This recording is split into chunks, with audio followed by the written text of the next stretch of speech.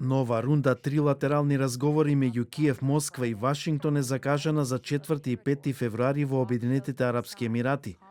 Разговорите доаѓаат по новите руски воздушни напади врз цивилни цели во Украина.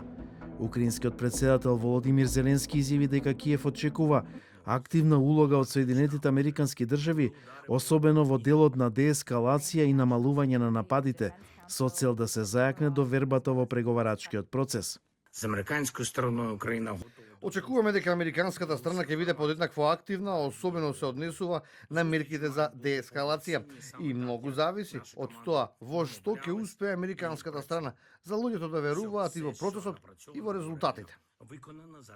Портпаролот на Кремљ Дмитри Песков изјави дека одложувањето на втората рунда мировни преговори за Украина е резултат на несогласувања во распоредот на делегациите и потврди дека новите разговори ќе се одржат на 4 и 5 февруари.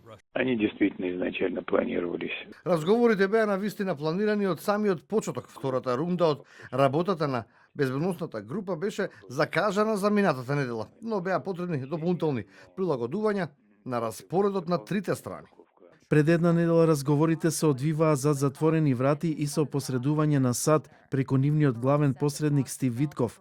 Витков во саботата во Мајами се сретнал со рускиот преговарач Кирил Дмитриев. Дмитриев соопшти дека имало конструктивна средба со американската делегација. Витков пак напиша дека имало продуктивни и конструктивни разговори со Дмитриев во рамките на обидот на САД да посредуваат во решавањето на војната во Украина. И покрај честите средби, опишувани како конструктивни и продуктивни, се уште не се надзира согласност за мировен договор. Клучно за Москва е барањето за територијални отстапки.